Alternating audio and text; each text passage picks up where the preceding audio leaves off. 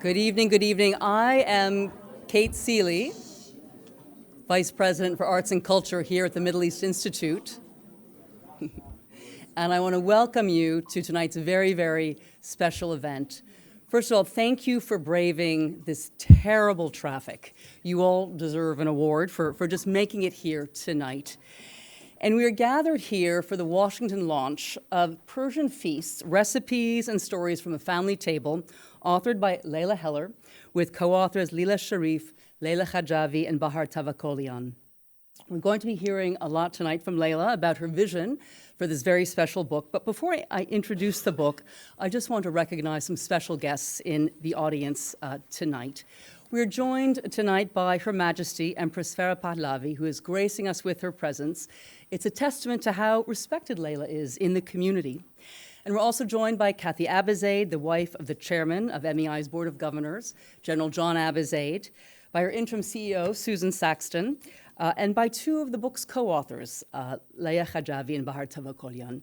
Thank you all for being here today. Persian Feast celebrates the incredible diversity of Iran's cuisine, featuring some 100 recipes catering to home cooks like ourselves here. Thank you very much, ladies, for making it easy for us. And it also pays homage to Leila's remarkable late mother by telling stories of home and the role of food in her life and the role it has played for so many Iranians in maintaining community and memory, especially for those in exile, like so many here today. Now, this lovely book is published by Phaidon Press, and it has been a pleasure working with them to put on this event. So thank you to Audrey Damiba and her team for their support. We've already sold dozens of cookbooks tonight, and we hope we'll sell more. We've got more outside for those of you who did not buy any online. Now, Leila needs a little introduction in this audience. She is the president of Leila Heller Gallery, a very successful gallery featuring a roster of international artists with spaces in New York City and Dubai. But I think not everybody knows that she opened her first art space in New York City in 1982. Is that correct? Amazing. And she's been promoting Middle Eastern and other artists ever since. But most importantly, providing Middle Eastern and Iranian artists a very rare platform in the United States to find audiences.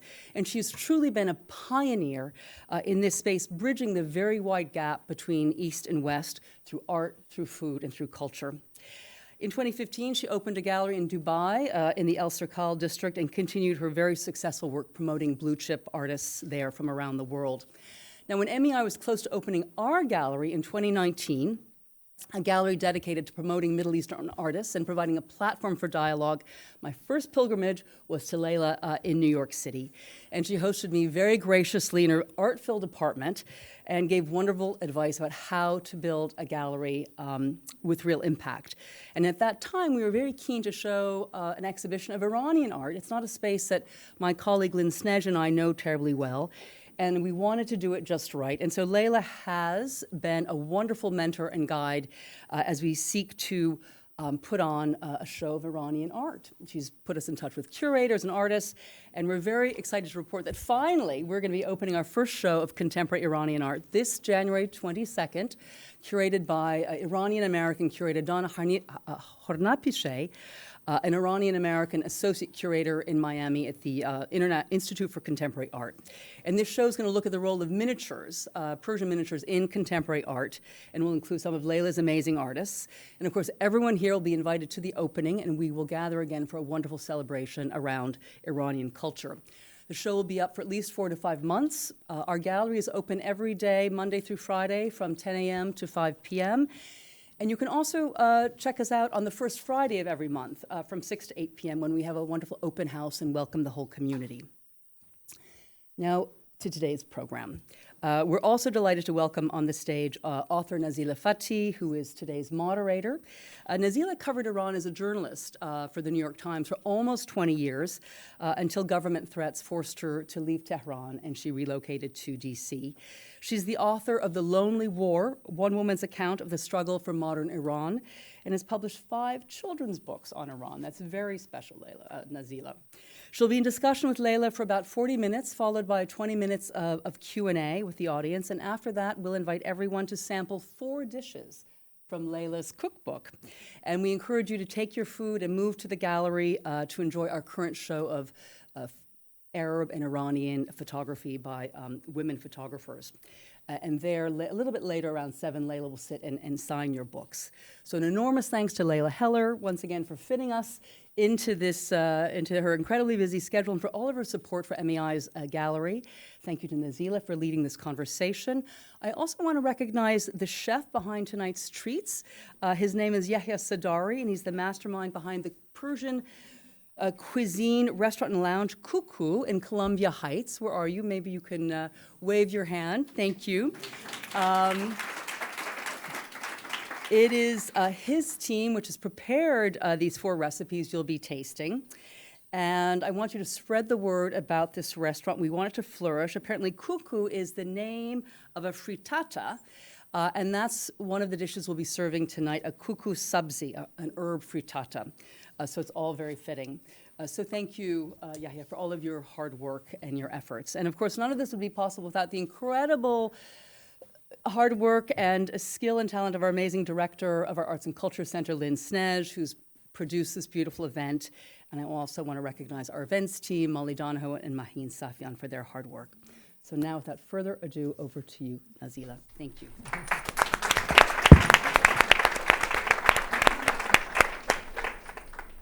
Thank you, Kate, for the introduction, and thank you, Leila. It's such an honor to be here with you, and such a privilege to have you with us, Empress Farah. Before we dive into a very incredible conversation, I just want to say I love this book. It was not just a collection of recipes. It was a family tradition, storytelling, through recipes. There were some very sweet stories in the book. It's very simple things that all of us remember from our childhoods, but there is one that stayed with me, the way you describe how your mother served tea with the loose leaves in the cup, and how she had different kinds of cups for serving tea during different times of the day. And there is one thing that you quote her saying that I found amazing, that tea is like wine for us. It serves all the 5 senses. I'd never thought of tea that way. Before we start talking about the book, I want you to set the tone for us. And there's a passage in the book that I think resonates with a lot of Iranians in the room. Do you mind reading your son's essay?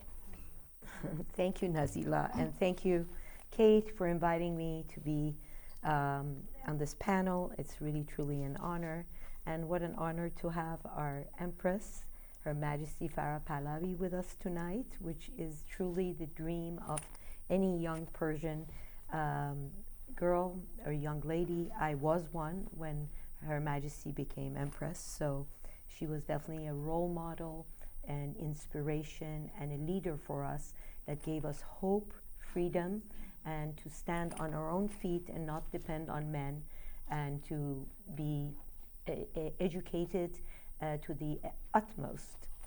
I remember when I had gotten my master's and Her Empress asked me, "What are you studying?" And I told her that I was studying art history, and she asked me, Western or Iranian or Islamic? And I said, Western. She said, you have to come back and you have to join us. We're opening a new museum, and all our employees so far that have been hired are American. So you be the first Iranian. So I said, well, then I should really study museum management. She said, go and get your degrees. You know, the more the better. And I then found actually in this city the only program in America that had in graduate studies art history, curatorial studies, and museum management. So I went to George Washington, and as part of the program, as it was with the Smithsonian, I had to work 1 year at one of the museums here as well, the Hirshhorn Museum, and that's how I started my journey in art. So I'm thankful for that. This essay was written by my son, Philip Salar, and he wrote it for his application to Brown University when he was applying, and he wrote about my mother. Tehran, 1979. She felt the front wheels slowly lift off the ground. My grandmother's heart skipped a beat, and as she grasped my grandfather's hand, a bead of sweat dripped down her forehead. The back wheels teetered back and forth. My grandmother clutched my grandfather's hand between hers. She closed her eyes, hoping this was a bad dream. She wished she could wake up and find herself in this, sorry, I didn't wear my glasses, so the orange blossom tree outside her window. She wanted to feel the steam from the fresh bread baking downstairs. Thank you. More than anything, she wanted the feeling of carrying her famous cherry rice into the dining room where her family would be gathered around the table. However, it was not meant to be, and as the back wheels finally lifted off the ground, the last of her hopes began to evaporate along with the view of her beloved home. You want to go up to the slide? Okay. As she looked back, she saw the distant turquoise domes and minarets and the streets she had walked for the past 43 years. The seatbelt sign was turned off. Well, for me, that moment is still with me. And I'm pretty sure a lot of other Iranians in this room still remember the view from the sky and the liftoff. I didn't realize that this was the moment on the plane until I got to the line that talks about the seatbelt sign. So what inspired you to write this book? Well, it was what inspired my mother to write this book. And the first, the seed of this book was when my mother had made Persian sweets for the Persian New Year, for Nowruz, and had sent it over to Her Majesty's palace for the Persian New Year. We had the privilege of knowing Her Majesty before she was our Empress. And I was a little girl, and I think you were 15, 16 in our home, which was a compound of 3 brothers, and the Empress was close friends with my cousin.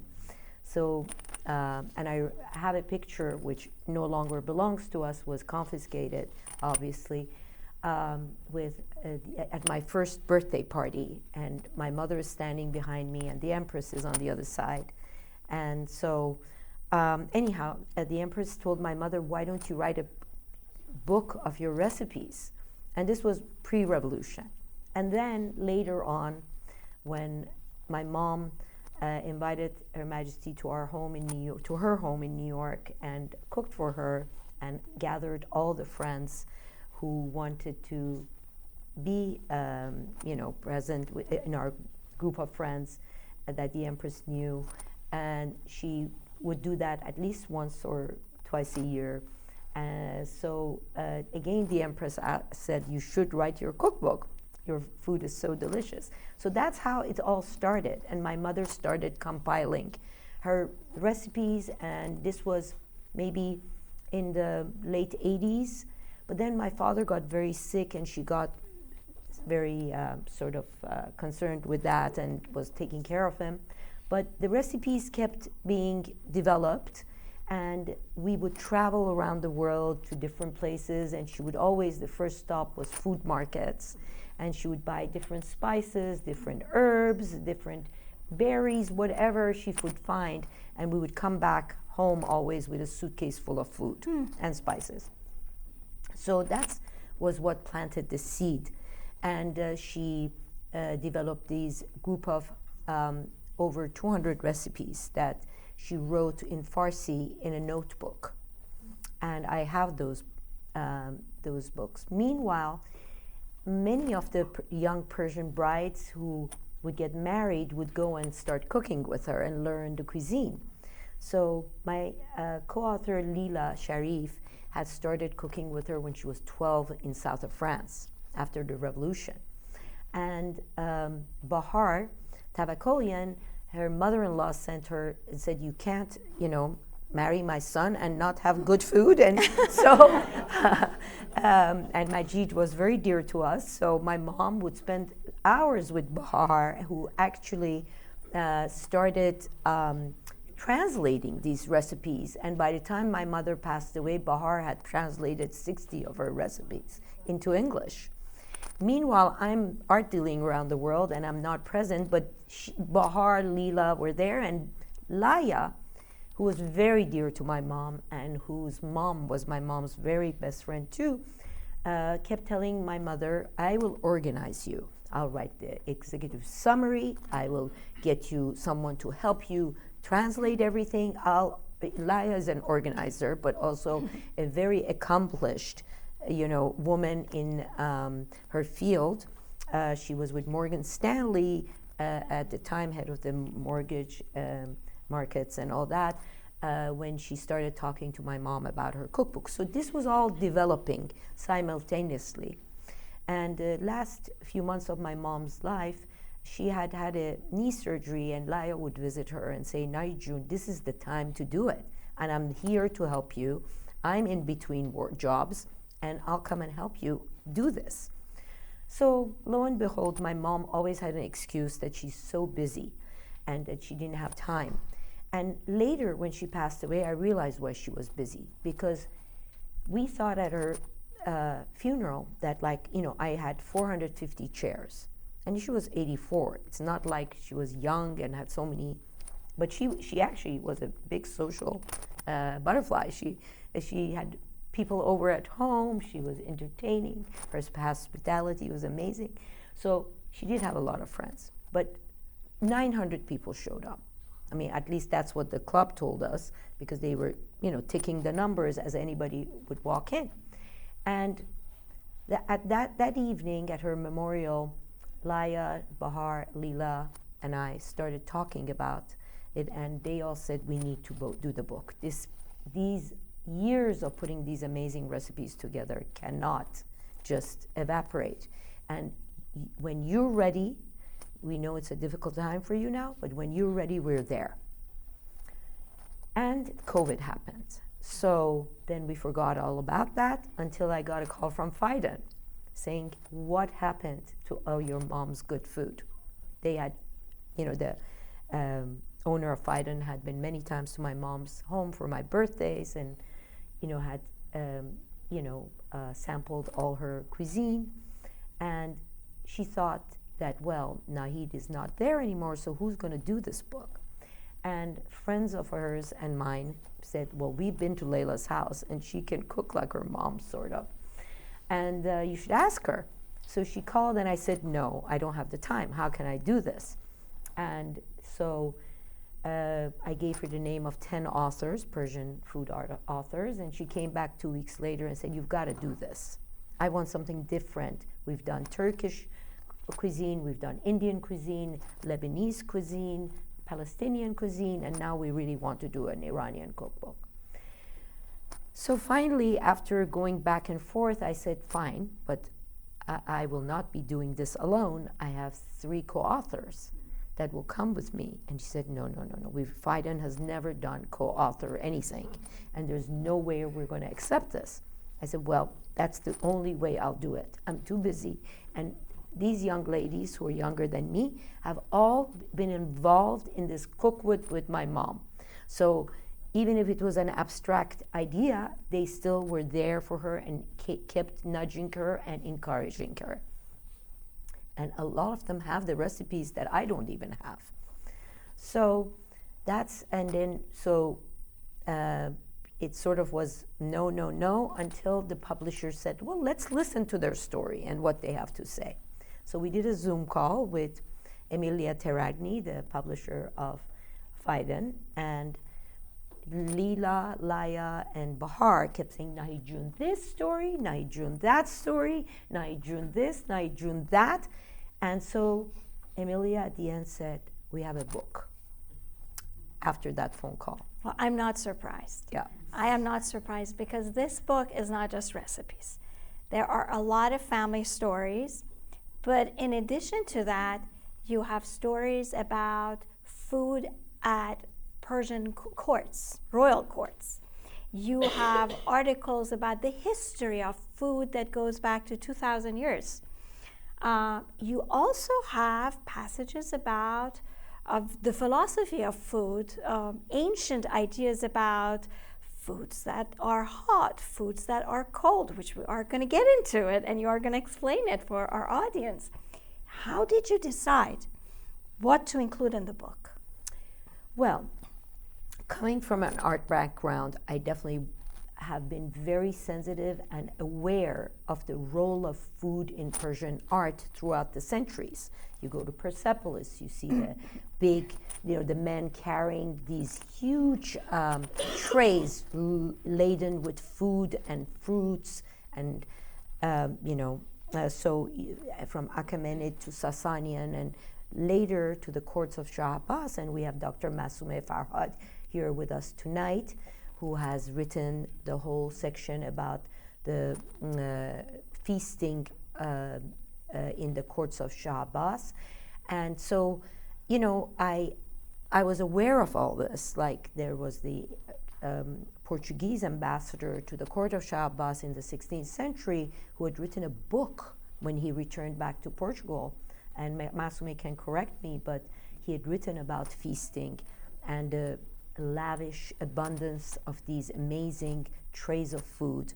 And so definitely I had tiny bit of knowledge about that, and so I knew who to reach out to. Masoumeh was my childhood friend. She was my partner in crime when we were teenagers and very naughty. She doesn't look naughty. She's the chief curator of the National Asian Museum of the Smithsonian, but she was a very naughty girl then. And then we have also a curator from the Metropolitan Museum, Jake Savis, and Kim Benzel, who went to Brown with Laya, who then he suggested his associate Jake Stavis to write the book about feasting during the Sasanian times and Achaemenid period. And then Dr. Talin Gregor, I'd asked Dr. Fereshteh Daftari to write that section, but she suggested that she's not a sociologist or an anthropologist, and that I should go to Talin, who I knew very well, since she had written a book on Iranian contemporary art and it included a lot of my artists. So Talin has written about the role of food in the court of the Qajars, as well as the modern Iran and contemporary Iran. So, for instance, in the book you have the picture of Marcos Gregorian's abgush dizi. It literally is a abgusht bowl with bones and peas and everything shellacked on it. It really is an abgush dizi, ingredients with the utensils as well.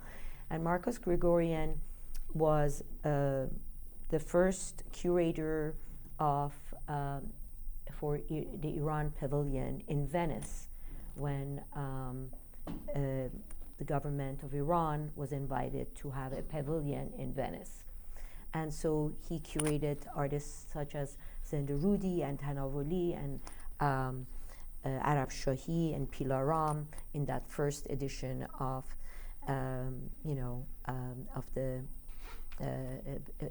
for Venice.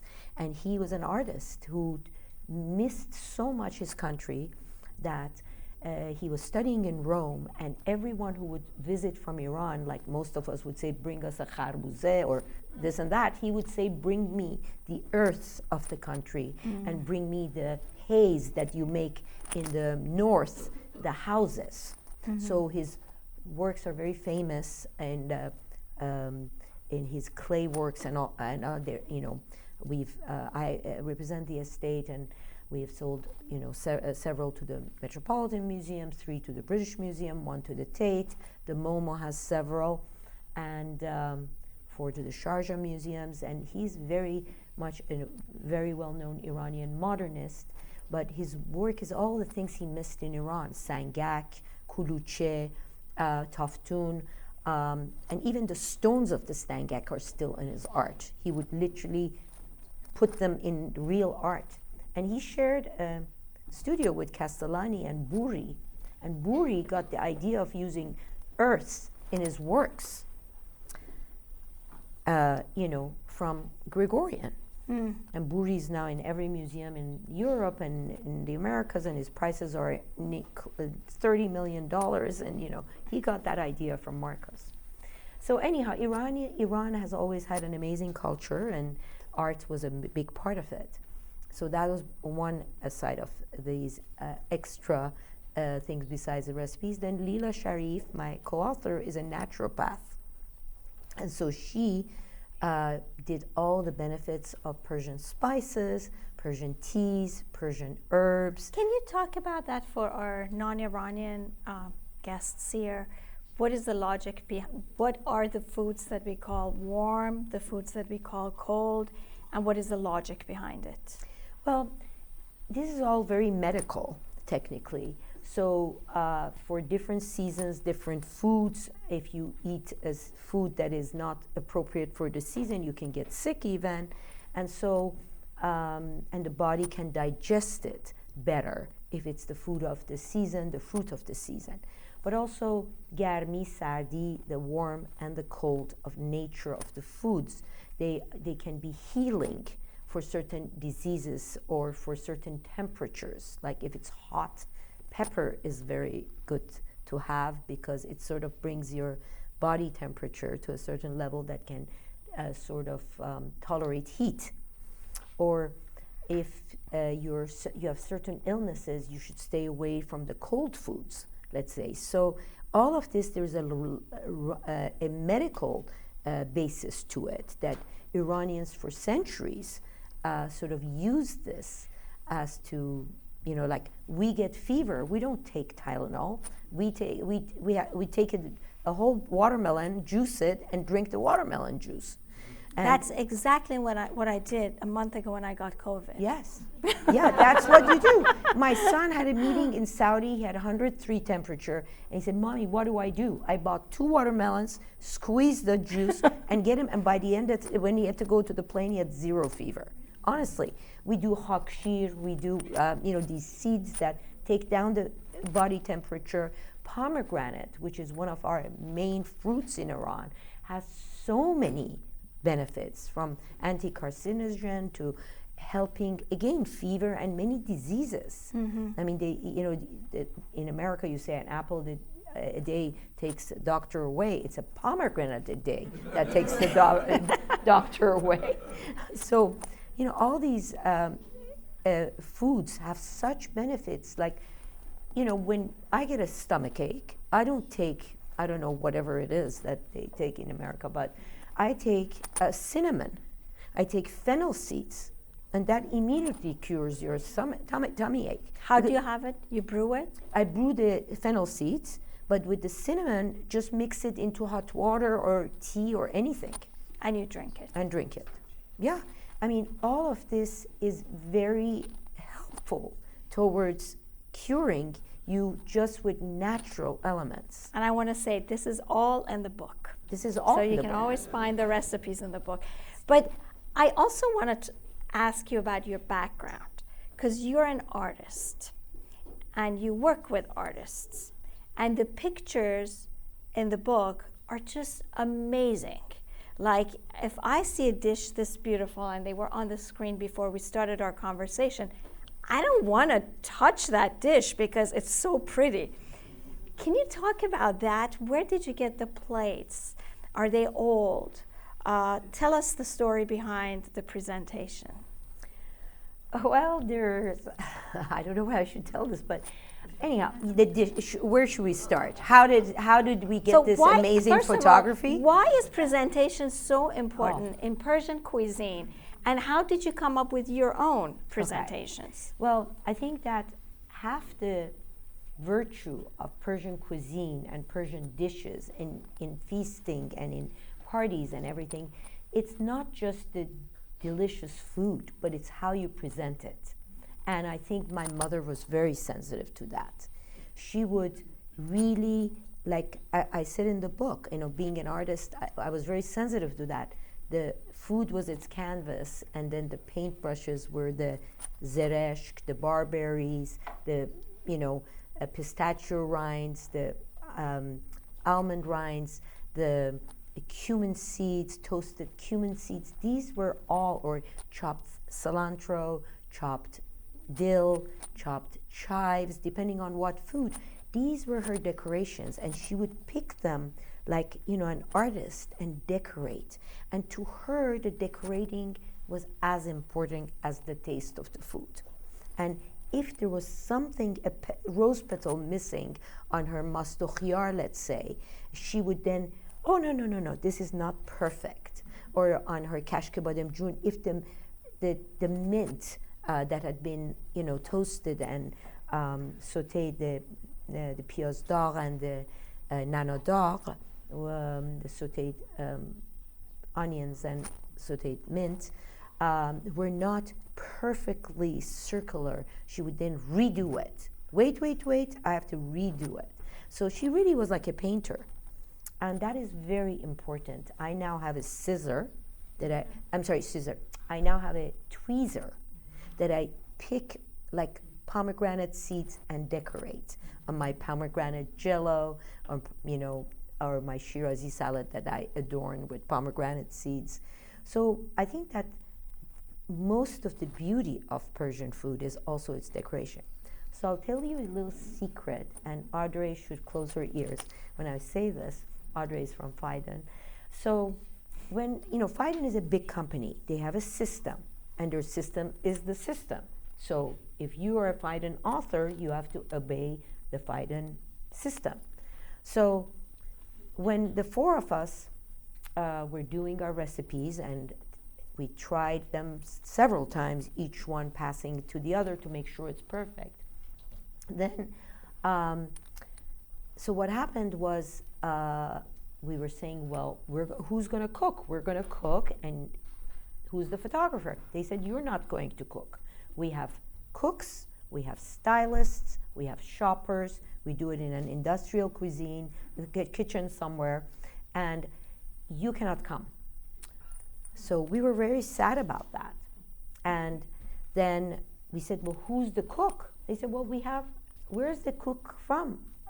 Iranian? No, American. Okay, no problem. But do they know anything about Persian food? Yes, they do their research. We have a system. We're going to follow the system.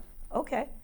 So, and we tried to push our way into the first session or something to bring some of these things that you can't easily necessarily find, but we have it all, the barberries, the this, the that, whatever. It was very frustrating because, first of all, the photographer did not grasp it, did not understand Persian food. Everything was from up there only. And the stylist never cooked or seen Persian food, or maybe they'd gone through books, and the cook didn't know how to do. So the last day of the shoot, I said, I want to come to see for an hour even. They said, okay, come. And Lila, Laya and Bahar went also, Lila and Bahar went the first day, but after half an hour they were kicked out. So, and they didn't have no say. So I realized they're doing salmon, one little fillet.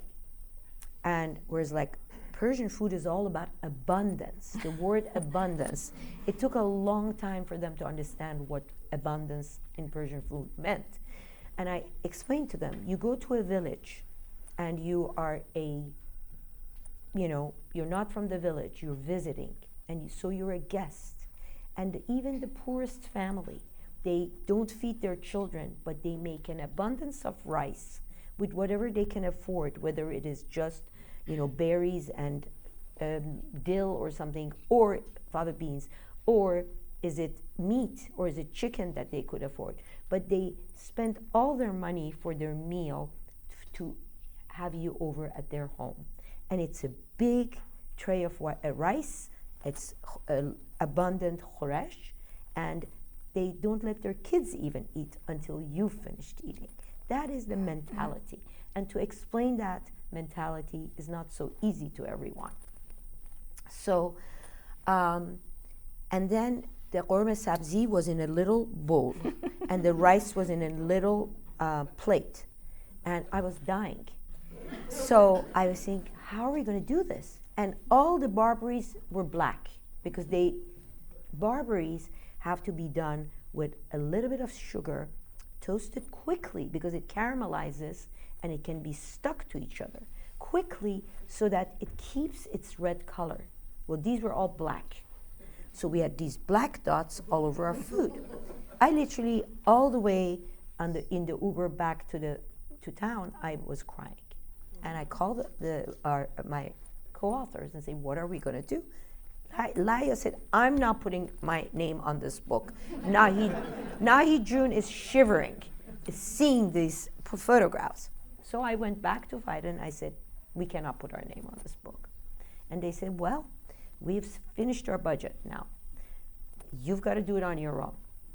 So we'll propose some photographers to you, but now the book has been pushed to another year. So I said, fine, as long as we have the right product.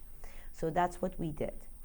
And so we did it in my kitchen in New York, and I did all the shopping myself for the best food, the best herbs, the best this, going all over the town to get these things. Some things at Fairway, some things at Cinderella, some things ordered online. And the photographer we interviewed, he does the front page of the New York Times food section. And he's Italian. He loves food, and his family has a farm in Long Island where they grow tomatoes and they make them in different shapes and forms into different sauces.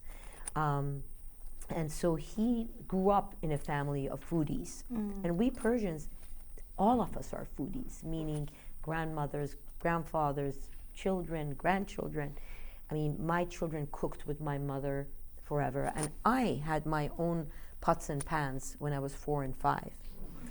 And so I cooked, and so then I had so much homework, didn't cook, and then I went to Brown, and they asked me to do my national dish.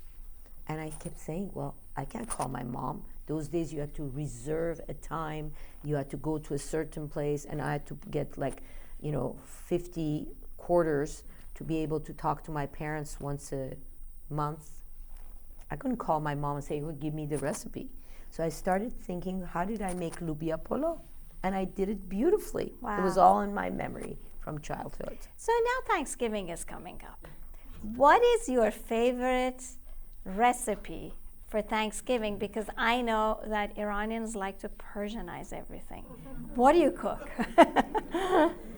Well, I cook what my mom cooked, and that is a turkey. That is, she put cloves in it, and then she used her own advieh, her own spices, the advieh spices. The recipe's in the back of the book. So every time I go to Dubai or to India, I come back with a suitcase of spices. And Is that legal? That's legal. The dogs, in the airport, the dogs circle my suitcase. They sniff, and they walk away. So it's not meat or anything, or vegetables. So she mixed her own spices of rose petals from Syria or from Iran, if she could get her hands on it. And so she uses her own spices on the turkey as well. But the secret to her success I don't do that, but she did it. It was butter. Anything that tasted good was butter. So one day, my mother did a big Thanksgiving. And one day, a friend of ours, Kambiz Atabai, he always was there for my mom's Thanksgivings. And he said to my son Philip, who cooked with my mom every Thanksgiving meal, and he said, I can't wait to have your mom's turkey. It is the most delicious turkey I've ever had. And Kambiz Atabai is very conscious about his exercising, being fit, and everything. And so he said, well, my son said, well, of course, anything would taste great if you put 16 bars of butter under the skin. Under the skin. Kambiz had a heart attack, literally. I don't think he ate anything that night. In any case, well, my mom made her turkey with her spices and cloves inserted in the turkey. Wow. And she then would make albalu polo.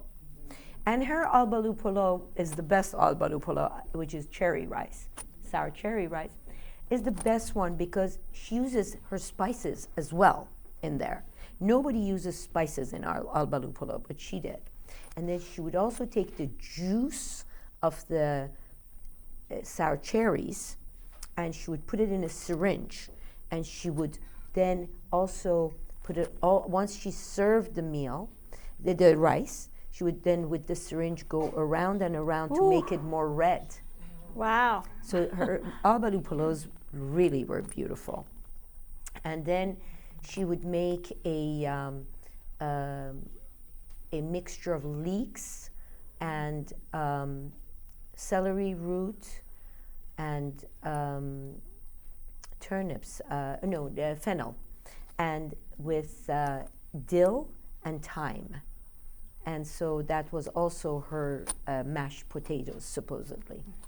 So, and then she would make her green beans with, again, Persian harissa, Moroccan, but harissa, and also Persian spices, and that was delicious. So she put a Persian twist to it. And then she would make sholezart as the dessert and pomegranate jello. Wow. So that was her Thanksgiving. Well, I want to hear from your co-authors before we go to Q&A. I am curious about the process. How did you work together? Laya? All right. Thank you, everyone, for being here, Your Majesty, all the friends and family. And where's Yahya? Yahya and I went to Razi from first grade, so I've known Yahya forever. So, and thank you for making this. I'm sure it's wonderful, delicious food. So, as you heard from Leila, this is really a story. It's more than just one story. It's really a compilation of all sorts of stories. And Nahijun was an amazing storyteller, and so is Leila, as you can see tonight. And it really also, it became a story of the four of us, kind of what the journey that we went through, and Leila obviously described a big part of it, but it really was our love for Nahijun that kind of brought us, the four of us together. We had been friends, but it took us 4 years, almost 4 years to put this book together. We used to have like 1 to 4 hour conference calls on Zoom and other ways every week to kind of get ourselves organized. And we worked so beautifully together. I wouldn't say that everything was very smooth all the time. And I probably didn't make it very smooth for some of us all the time. But we all kind of we knew what we were good at. And we kind of worked very well together. And we brought it all together. And it wasn't just the four of us. We actually had a lot of friends who helped us throughout the process. It really took a village to get this book done.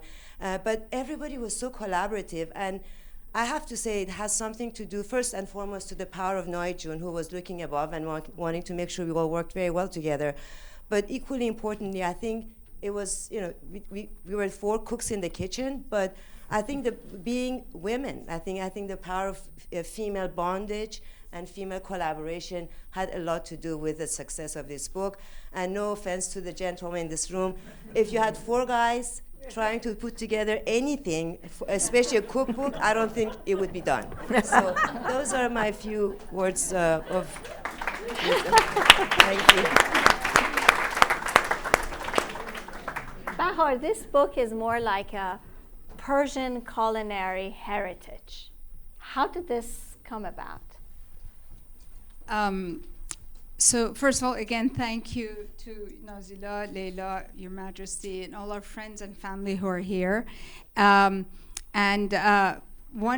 little anecdote segueing from Laya is that all 4 of us, fun fact, worked full-time jobs, or one of us, Lila, in London, had a full-time study schedule. So we did this all in our spare time. So there you go. Which was Sundays. Which was Saturday morning Zoom call and then cooking and all that. So, But we didn't start out, so to your question, we didn't start out thinking, we're going to add something to our cultural heritage. It really started out, we had a love for Nahijun. We came together. It was a labor of love. Like I said, we all worked very demanding jobs, but it was a labor of love for this extraordinary woman. And so it was about her, and we wrote it, but the final product after it came out, and I was pinching myself, I thought, this is a small contribution. It's a moment of pride. It's a small contribution to our cultural heritage.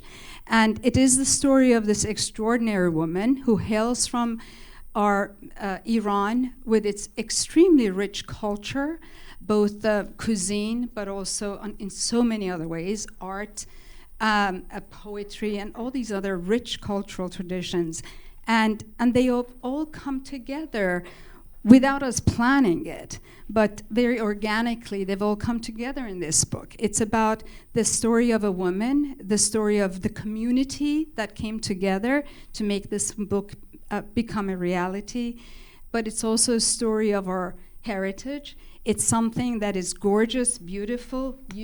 Some of you have it, some of you may not, but it is gorgeous. You can gift it to your American and every other friend, and you can be proud. This is a coffee table book, and it's for our children. It's for the next generation to be proud of this, to be proud of their roots and their heritage. So it is a moment of pride. Thank you. And Nazila, I want to talk about the painting, the fresco. You want to say that?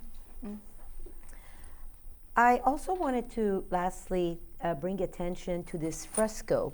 And this was my mother's wish, to have this as the cover of her book. Phaidon, of course, does not do any book covers that are figurative. They're always designed.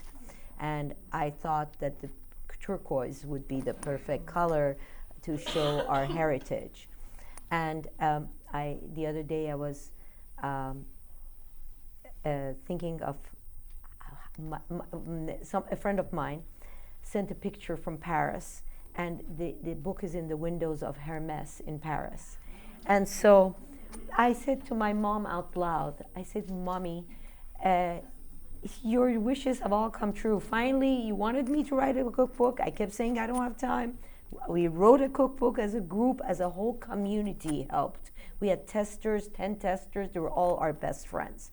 And each one of them did 10 recipes after we had already tested 3-4 recipes, 3-4 times the recipe. And so I said, you now must be so over the moon that your book is in Hermès in Paris.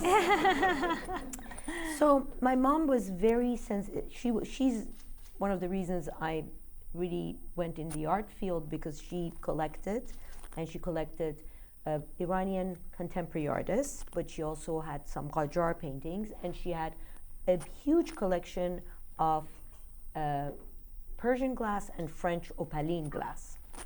And so to her, art was very important. This fresco here on the right is the roof of this dining room of her ancestral home in Maku in Iran. That home was where all the Sardars of Maku, well, my great-uncle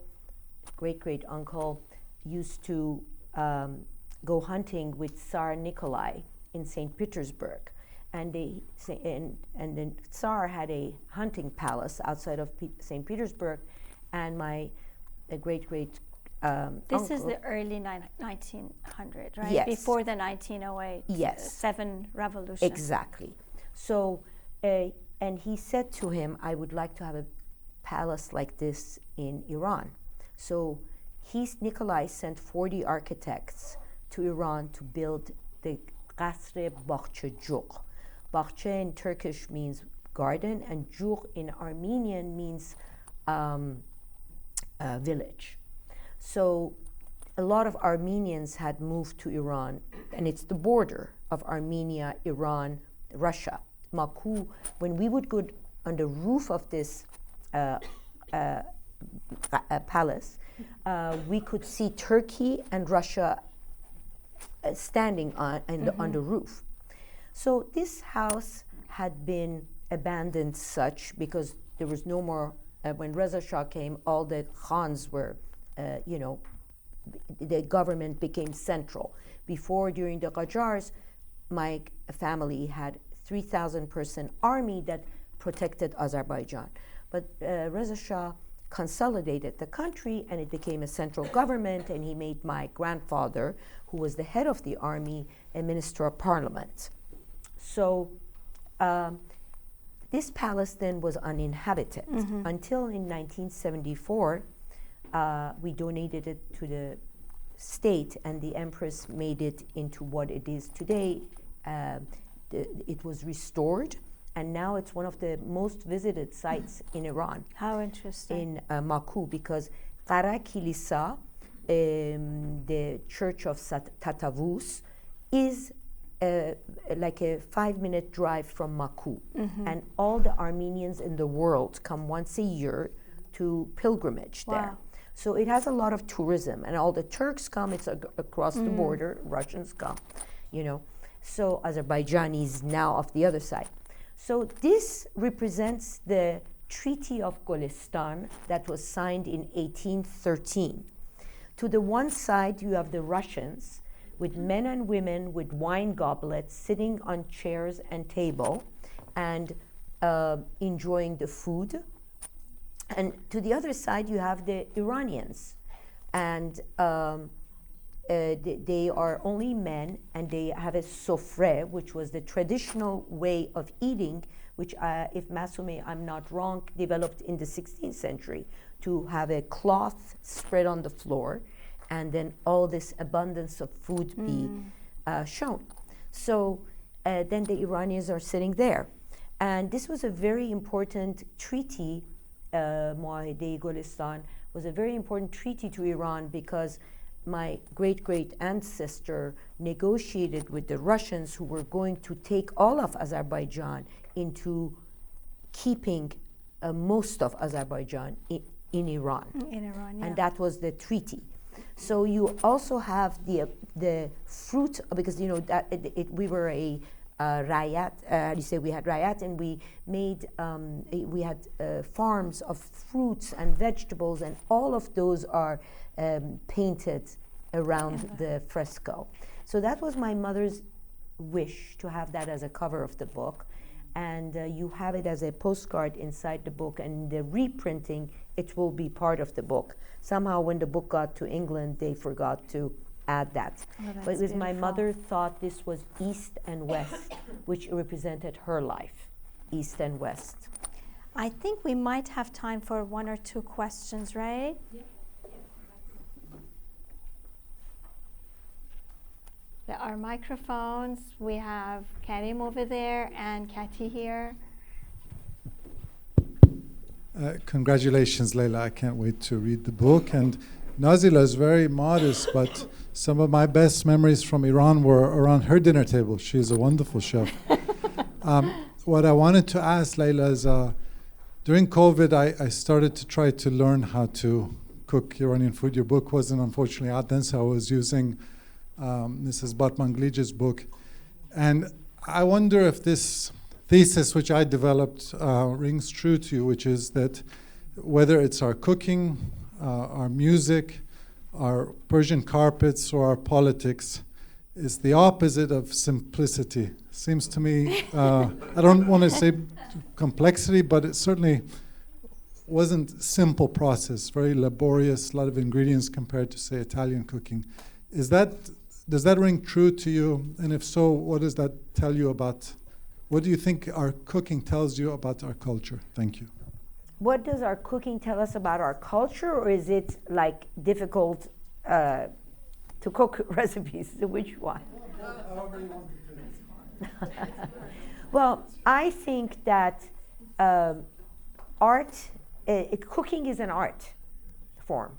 And I think that for the real cook, their art is the food they prepare and the beauty of decorating it. So there's tremendous similarity, especially in Persian cooking, because really, the way we decorate is so new to the West. Before it was fry your steak, bake your chicken, but there was no decoration. Now French chefs brought that to America. That at least there's a decoration, there's a sauce swirling around it, there's some herbs placed on this side, some fruits on the other side, some vegetables on the other side. But we Persians always did that. For centuries we decorated our foods and had that, vision. So it is very tied, food is very tied to our culture. And you see it everywhere in this book. And there are stories even to talk about that. When I was at Brown, and I started cooking because my professors had heard that I am a good cook, they compared my paintings to my food. They said that when you drip the paint, it looks like your berries or your cumin seeds or your herbs that you are spreading on the dish. And your paintings look like that. I would twist sort of thread and strings around the canvas, and then I would play with paint on it. And so they thought it looked like my rice, the white string as a background, and then the colors, and looked like jeweled rice or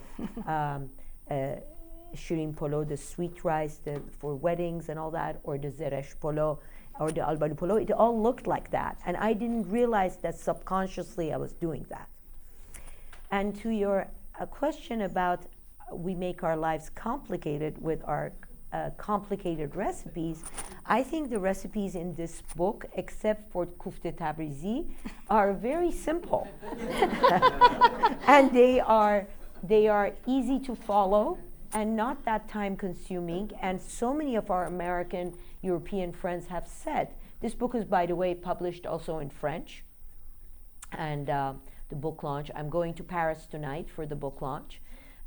So it is easy to follow. I mean, we've really simplified it as much as we could to the best of our ability to make it more contemporary and to be more less time consuming. Also, we've really, in terms of whether to use this kind of butter and that kind of pea or this, whatever, we've given the choice of butter, but mostly we cook with olive oil. So I think that you will enjoy using the book. I can testify to that. Everything was easy. It was, you explained how we could, there were some recipes I thought I couldn't make, but you had given very nice instruction what could be replaced with what. So no, that was fascinating.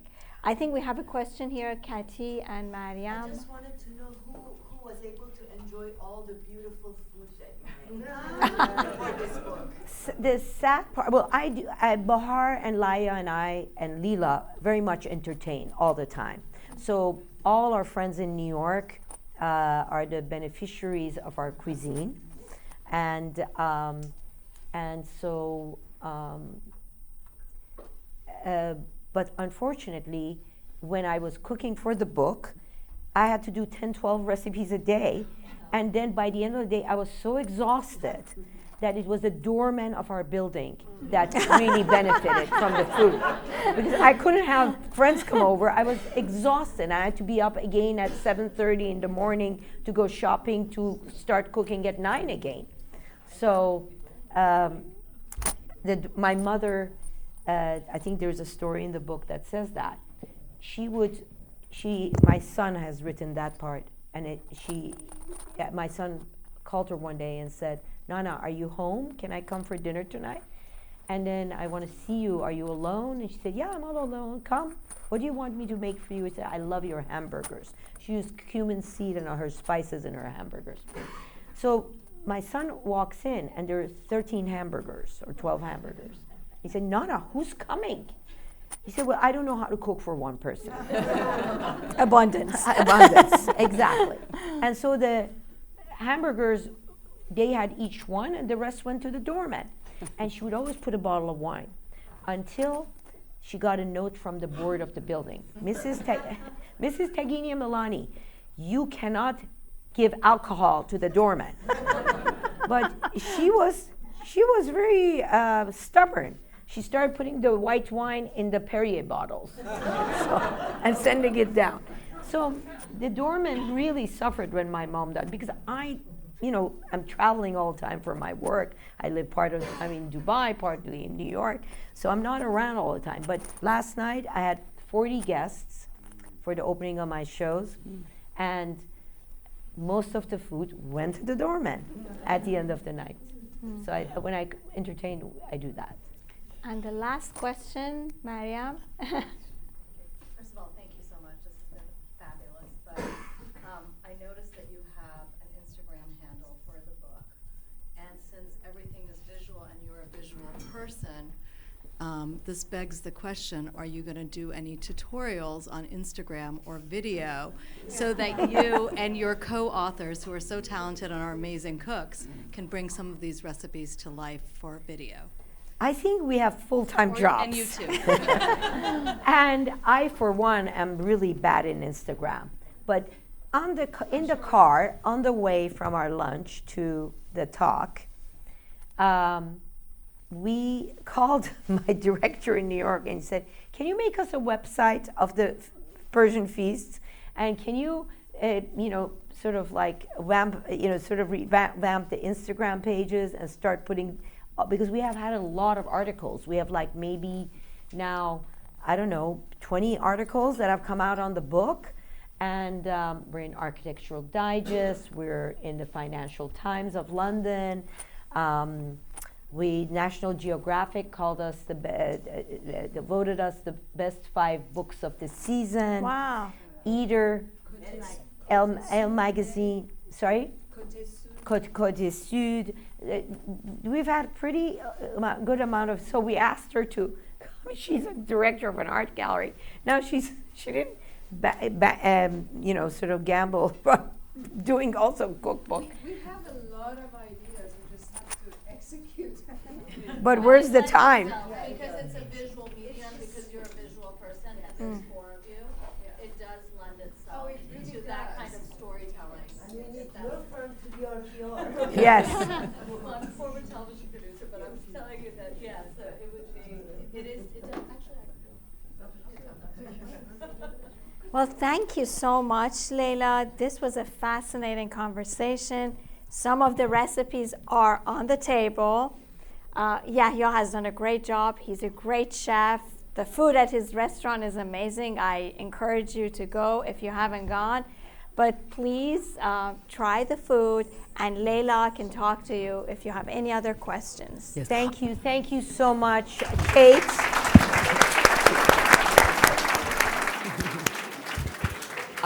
I just want to say, thank you. Thank you, Nazila, for an amazing